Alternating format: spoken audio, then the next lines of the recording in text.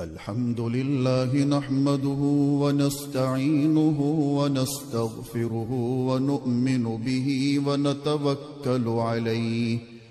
ونعوذ بالله من شرور أنفسنا ومن سيئات أعمالنا من يهده الله فلا مضل له ومن يضلله فلا هادي له ونشهد أن لا إله إلا الله وحده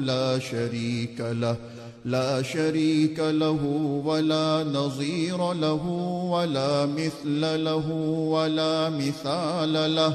ولا وزير له ولا مقارن له ولا مكاظم له ولا مداني له ولا مضارع له ولا جلد بلد جسد رسو جزو نضو عضو له ولا مقارن له ولا مكاظم له ولا مساوي له ولا مقابل له ولا مناظر له ثم نشهد أن لا إله إلا الله وحدة السبحان ووحدة الرحمن ووحدة الإعلان ووحدة الإتقان ووحدة القرآن بعزة الرحمن ثم نشهد أن لا إله إلا الله وأنه لا معبود ولا مسجود إلا هو ولا مانع ولا معطي إلا هو ولا نافع ولا ضار إلا هو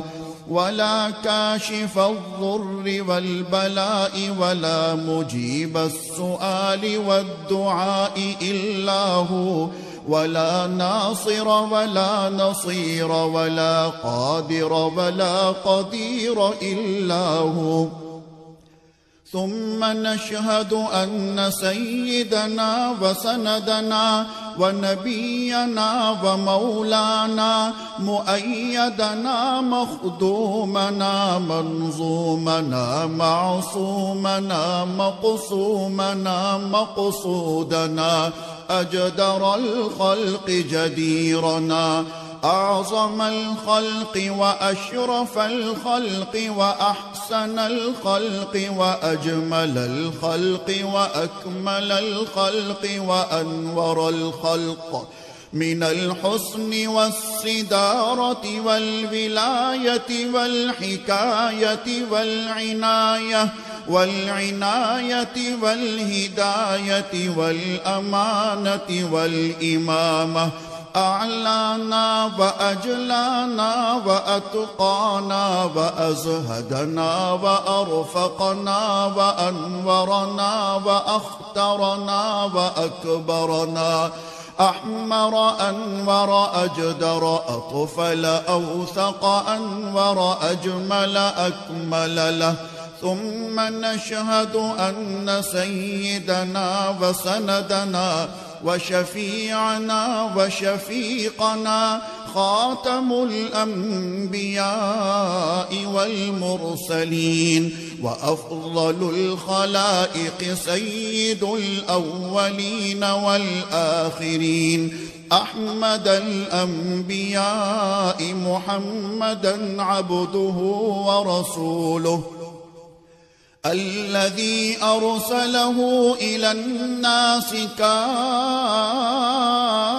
كافة بشيرا ونذيرا وداعيا إلى الله بإذنه وسراجا منيرا وصلى الله تعالى على محمد المصطفى والمنتقى والمجتبى وعلى آله وأصحابه وأزواجه وأتباعه أجمعين إلى يوم الدين. أما بعد فأعوذ بالله من الشيطان الرجيم. بسم الله الرحمن الرحيم. وما أرسلناك إلا رحمة للعالمين.